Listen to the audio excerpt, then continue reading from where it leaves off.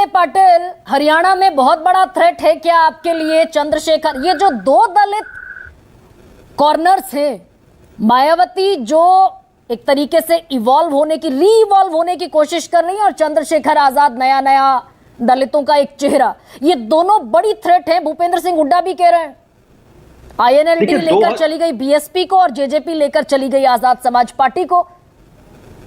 देखिए, 2024 का अगर कोई सही मायने में आकलन हो सकता है तो एक चीज पर वो आकलन हो सकता है कि दलित समुदाय हो, पिछड़ा समुदाय हो, आदिवासी समुदाय हो या अल्पसंख्यक समुदाय हो, इन्हें अच्छे से पता चल गया है कि हमारे विभाजन पे राजनीतिक रोटियां बीजेपी सेकती है और हमें नुकसान पहुंचाती। 2014 से उन्हें 2024 में ये बात ध्यान में आ गई और उन्होंने विभाजन हर वो जगह टाला जहां चुनाव में मतों का विभाजन हो सकता है, और वहां उन्होंने मतदान किया जहां अपना मतदान ऐड होने से संविधान बच सकता है। अभी संविधान बचाने के लिए देश के प्रधानमंत्री तो आए दिन सुबह उठते बराबर झूठ बोलना शुरू करते हैं। तो मैं सवाल पूछना चाहता हूं, आज गुरु प्रकाश बैठे हैं, बड़ा अच्छा विमर्श है उनका, तो मैं पूछना चाहता हूं कि ज्योति मिर्धा पे उन्होंने क्या एक्शन लिया, लल्लू सिंह पे क्या लिया, अनंत कुमार हेगड़े पर क्या एक्शन लिया, अरुण गोविल पर क्या लिया, जिन्होंने कहा कि 400 सीटें हमें इसलिए चाहिए क्योंकि संविधान बदलना है।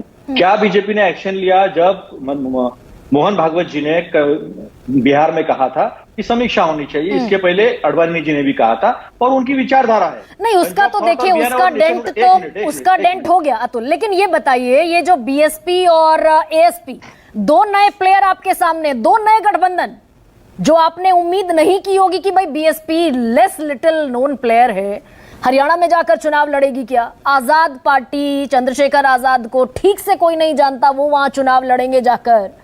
तो वो जो 4-5% का बीएसपी का वोट शेयर है, ये बड़ा थ्रेट है क्या?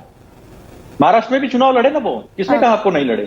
नागपुर में भी एक अच्छा खासा 1 लाख का उनका चंक था, आज तक नहीं हुआ ना, एक 10-12 हजार के आसपास आ गए। तो लोगों को ये समझ में आ गया है कि विभाजन से क्या होता है। लोग 80 में 20 जोड़ रहे, 20 में 80 नहीं जोड़ रहे। तो जहां जो जीत सकता है बीजेपी के खिलाफ, उसको वोटिंग जो है वो दलित समुदाय, आदिवासी समुदाय, पिछड़ा समुदाय, अल्पसंख्यक समुदाय कर रहा है। ये स्पष्ट तरीके से है, और उन्हें मालूम है गुमराह कौन करता है।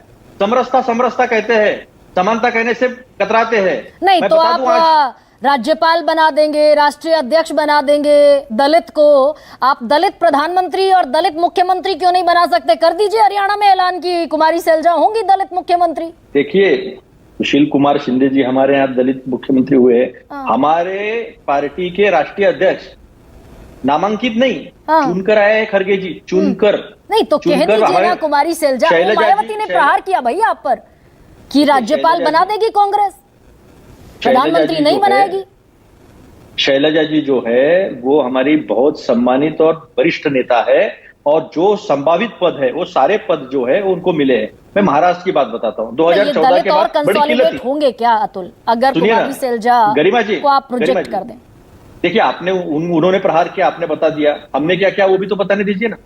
2014 के बाद कई ऐसे लोग थे कि जो विधान परिषद में और राज्यसभा में जा सकते थे, लेकिन कांग्रेस ने जब किल्लत थी, हमारे पास सीटों की किल्लत थी, 1 सीट आती थी विधान परिषद में, राज्यसभा में 1 सीट, विधान परिषद में 2 सीट, ऐसे जब अवस्था थी तब हमने दलित और अल्पसंख्यक समुदाय को प्रतिनिधित्व देने के लिए चुना। उस वक्त, जिस वक्त ये विमर्श था हिंदू मुसलमान, बांट दिया था देश को, तो उस वक्त भी हमने उन्हें प्रतिनिधित्व देने का महाराष्ट्र जैसे राज्य में काम किया है। नहीं, हरियाणा में कोई पेच फंसा है क्या?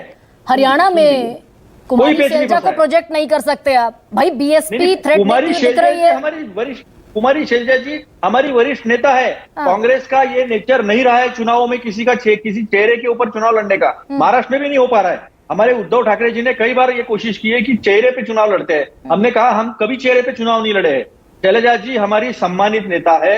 हमारे पास मुकुल वासनिक जी वरिष्ठ नेता है, 25 साल की उम्र में जिन्हें सांसद बनाया था राजीव गांधी जी ने, वो हमारे पास कई बड़े नेता है जिनको बड़े बड़े पद जो है वो मिले हैं। और मैं मायावती जी को बता दूं, वेंकटरमन जी प्रेसिडेंट थे, तो वेंकटरमन जी को लाया राजनीति में पंडित जवाहरलाल नेहरू जी ने। और हेराल्ड लास्की बड़े वैज्ञानिक है, अब यहाँ बैठे भदौरिया जी, वो जानते होंगे उनको।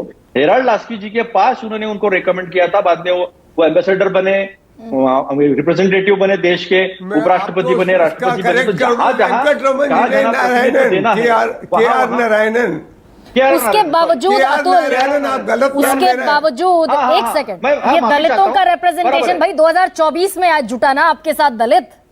उसके पहले कितने बरस वो जो आपका कॉम्बिनेशन था मुस्लिम दलित और ये जो कॉम्बिनेशन था आपका, ये तो छिटका हुआ नजर आया, कितने दशकों तक छिटका हुआ नजर आया। लेकिन गुरु, बीजेपी के लिए भी बड़ा चैलेंज आपने है मुझे क्या? वो समरसता और समानता बताने नहीं दिया गरिमा जी। हाँ, हमें लौटूंगी बड़ी पोल दोबारा खोलना था दूसरे मुझे। राउंड में बता दीजिएगा अतुल। होता नहीं है दूसरा राउंड आपके यहाँ। अच्छा ठीक है, कैरी ऑन, ठीक है कह दीजिए। ये कैसा छलावा करते हैं। हाँ ये कहते हैं कि समरसता प्रस्थापित करनी है, हाँ लेकिन समरसता जो है और समानता, उसका अंतर बता दो आज देश की जनता को। समरसता यानी आपने पिछले जन्म में जो पाप पुण्य किए होंगे उसके हिसाब से इस जन्म में जो 4 वर्ण है, ब्राह्मण क्षत्रिय वैश्य शूद्र, अस्पृश्यता को तो कोई स्थान ही नहीं है मनुस्मृति में, तो उसमें आपको जन्म मिलेगा। उसमें आप अगर ईमानदारी से काम करोगे तो आपको अगले जन्म में अच्छे वर्ण में जन्म मिलेगा। यह है समरसता। और समानता कहती है नहीं, सब समान है और सबको समान अवसर समान संधियां मिलनी चाहिए। ये समानता और समरसता का अंतर है। ये बहुत भूल भुलैया खेलते हैं। अच्छा, सबका ठीक। साथ और A1 A2 का विकास, ठीक है, ये सच्चाई। लेकिन आप मायावती पर ये जो हरियाणा के नेता कहते हुए दिख रहे हैं, भाई मायावती प्लेयर के तौर पर आ गई, आजाद चंद्रशेखर आजाद प्लेयर के तौर पर आ गए, ये जो कॉम्बिनेशन है हरियाणा में कांग्रेस का, इसको सबसे बड़ा थ्रेट और सबसे बड़ी चुनौती यहीं से मिल रही है।